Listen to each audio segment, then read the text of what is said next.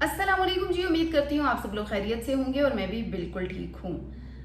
सब लोग कप्तानी के बारे में जो है वो काफ़ी फिक्रमंद थे कि जी बाबर आजम को कप्तान होना चाहिए, मोहम्मद रिजवान को कप्तान होना चाहिए, लेकिन बदकिस्मती से किसी की भी दुआ जो है वो कबूल नहीं हुई और वही कैप्टन है जो कि पहले था, सलमान अली आगा साहब। क्यों ये फैसला किया गया और इसकी क्या मुहर्रिकात है, इस पर बात करेंगे। लेकिन सबसे पहले मेरी आपसे गुजारिश है कि अगर आप लोगों ने मेरा चैनल अभी तक सब्सक्राइब नहीं किया तो उसे जल्दी से सब्सक्राइब करें ताकि आप तक तमाम ताज़ा तरीन जो सूरत हाल है वो पहुंचती रहे। अब हम गुज़िश्ता रोज़ की बात करें तो पाकिस्तान के जो रिसेंट कप्तान है T20 के, सलमान अली आगा, उनके नाम पर बड़ा गौर किया जा रहा था कि उनको तब्दील किया जाएगा, क्योंकि आपको पता है कि एशिया कप में उनकी कारकर्दगी जो है वो नहीं थी और इस बात पर उन्हें काफ़ी ट्रोल भी किया गया। और अगर शायकीन की बात करें तो क्रिकेट के शायकीन बड़े मायूस हुए, क्योंकि एशिया कप में ज़ाहिर सी बात है कि इतनी कोई ख़ास कारकर्दगी उनकी नहीं थी, तो उनको हटाने का कहा जा रहा था और इसके बाद बाबर आजम और मोहम्मद रिजवान के नामों पर गौर भी किया जा रहा था। लेकिन अब जो है वो T20 के कप्तान सलमान अली आगा ही होंगे, ये फैसला हो गया है। और अगर बात करें इसके कोच माइक हैसन के माबैन और सलमान अली आगा के माबैन जो गुफ्तगू की, तो उन्होंने भी इस बात से आगाह कर दिया है। ताहम ICC T20 वर्ल्ड कप के हवाले से उनके दरमियान तबादला ख्याल हुआ। कप्तान और coach ICC T20 world cup को देखते हुए कौमी टीम के कॉम्बिनेशन को मजबूत और मुस्तहकम करने के ख्वाहिशमंद है, तो उन्होंने फैसला किया कि यही कप्तान रहेंगे। इन्हीं की कप्तानी में जो है वो जनूबी अफ्रीका के खिलाफ टेस्ट सीरीज दौरान जो है वो ये जिसके बाद T20 मैचेस होंगे, तो ये तमाम चीज़ें कहा गया कि वही कप्तान रहेंगे। इसके अलावा पाकिस्तानी T20 टीम में दो साबिक कप्तानों बाबर आजम और विकेट कीपर मोहम्मद रिजवान की वापसी पर सभी लोग जो है वो तिलमिला उठे हैं कि क्यों कर उन्हें नहीं जो है वो बुलाया गया। इसके अलावा जी अगर सलमान आगा की बात करें तो उन पर तहफ़्फ़ुज़ात तो थे, लेकिन ये कि फिर भी उनको अब नहीं हटाया गया है और इस हवाले से जो फैंस हैं वो बहुत ज़्यादा मायूस हैं। दूसरी जानिब ये इत्तलात भी है कि एशिया कप के 7 मैचों में 4 बार 0 पर आउट होने वाले साइम अयूब, जिन्हें टेस्ट टीम से ड्रॉप कर दिया गया है, वाइट बॉल क्रिकेट में उन पर एतमाद बरकरार रखने का फैसला किया गया है, यानी उन्हें उसमें शामिल किया जाएगा। जबकि विकेट कीपर मोहम्मद हारिस भी खतरे में अब नहीं है। उन पर भी कहा जा रहा था कि जी वो खतरे में है, लेकिन अब उन पर से भी खतरा जो है वो टल गया है। इसके अलावा कोच माइक हैसन और कप्तान सलमान अली आगा पाकिस्तानी T20 स्क्वाड के एशिया कप फाइनल में शिकस्त पर अफसुदा ज़रूर हैं, लेकिन वो इस टीम से मुतमईन हैं और वो जी कह रहे हैं कि हम अब इसी टीम के साथ खेलेंगे और उन्होंने कप्तान को ना तब्दील करने का फैसला किया है। मेरे ख्याल से वैसे तो कप्तान को तब्दील कर लेना चाहिए था, क्योंकि आपको पता है कि रिसेंट एशिया कप में जो 41 साल बाद जो हमने अभी हमारे हिस्ट्री पे जो दाग लगा है, 41 साल बाद भी हम मैच जो है वो नहीं जीते हैं और मुसलसल इंडिया से भी 3 मरतबा हार गए। तो फिर ऐसे में जो है वो मुमकिन था कि कप्तानी से हटा दिया जाता उन्हें। अब बार बार लोग ये कहते हैं कि जी ये कोई अच्छा फैसला तो नहीं है कि बार बार कप्तान तब्दील करना, लेकिन ये भी तो कोई अच्छा फैसला नहीं है ना कि जो पहले के लोग थे उन्हें हटा देना। अब बाबर आजम के साथ भी तो ज्यादती हुई ना, जब वो कप्तान थे तो इसी तरह लोग मीडिया पर बैठ के बोलते थे कि जी बाबर आजम को हटा दें, उसकी परफॉर्मेंस नहीं है। फिर जब सलमान आगा आए हैं तो फिर क्या उन्होंने कोई ऐसी परफॉर्मेंस दे दी है जिस पर जो है वो फख्र किया जा सके, क्योंकि एक अहम बड़ा इवेंट था और उसी इवेंट में हमने नहीं कारकर्दगी दिखाई, तो फिर अब क्या हो सकता है। दूसरी जाने बात करें हमारी जो विमेन क्रिकेट टीम है, उनकी मैचेस भी जारी हैं और 2 मैचेस वो पहले ही हार चुकी थी। अब ऑस्ट्रेलिया के साथ भी अगर देखा गया तो काफ़ी उनमें खामियां नज़र आई हैं और इस हवाले से ये भी कहा जा रहा है कि जी इनको भी भरपूर परफॉर्मेंस पर तवज्जो देने की ज़रूरत है।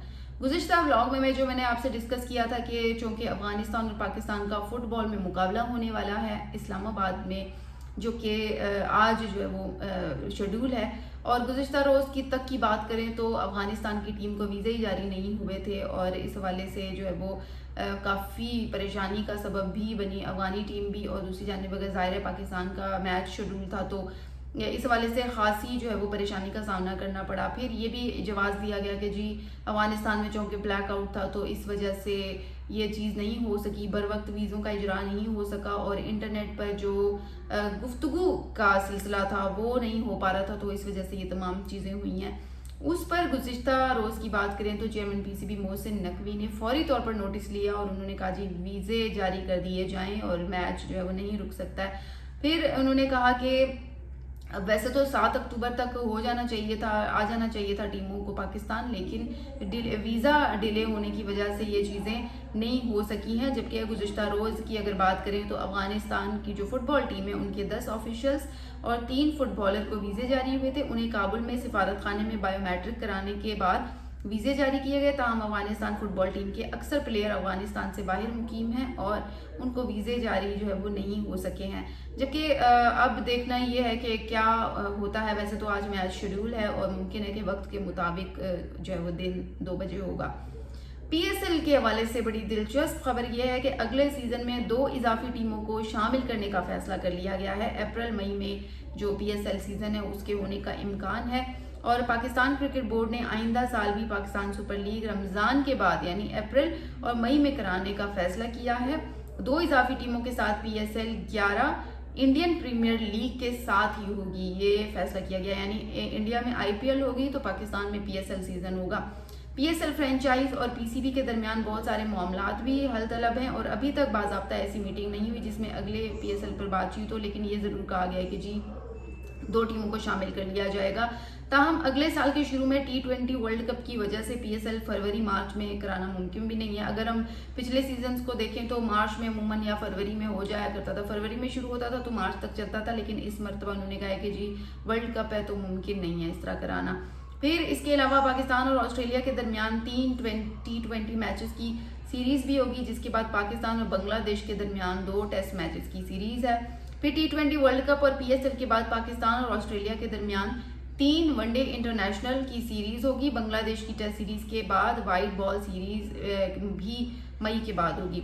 फिर पाकिस्तान टीम बांग्लादेश में 3 वनडे और 3 T20 इंटरनेशनल मैचेस भी खेलेगी। पाकिस्तान और जिम्बाब्वे के दरमियान भी 3 वनडे और 3 T20 मैचेस शेड्यूल हैं। इसलिए पाकिस्तान क्रिकेट बोर्ड आइंदा साल अप्रैल और मई में 2 इजाफी टीमों के साथ पीएसएल कराना चाहता है। अब देखते हैं वो 2 इजाफी टीमों के साथ आते भी हैं या नहीं और वो कौन सी टीमें होती हैं। इसके अलावा पीएसएल का अगला एडिशन 15 मार्च से 31 मई तक खेला जाएगा।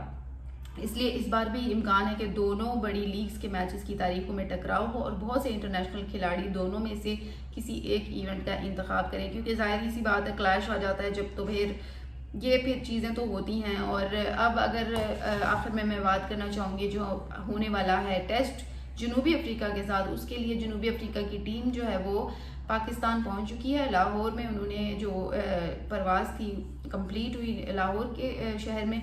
अब जो 12 अक्टूबर है, 12 अक्टूबर को कज़ाफ़ी स्टेडियम में पहला टेस्ट खेला जाएगा। उसके बाद 20 तारीख को दूसरा टेस्ट जो है वो पिंडी स्टेडियम में खेला जाएगा। इस हवाले से जनूबी अफ्रीका ने भी भरपूर तैयारी कर रखी है और अपने स्पिनर्स को मैदान में उतारने का फैसला किया है। दूसरी जानिब पाकिस्तान से भी उम्मीद की जा रही है कि वो अच्छे फैसले के साथ ये टेस्ट सीरीज जीतें। और शायकीन क्रिकेट के लिए भी एक अच्छी खबर ये है कि टिकट्स दस्तियाब हैं और तमाम के टिकट जो हैं वो हाथों हाथ फरोख्त हो गए हैं।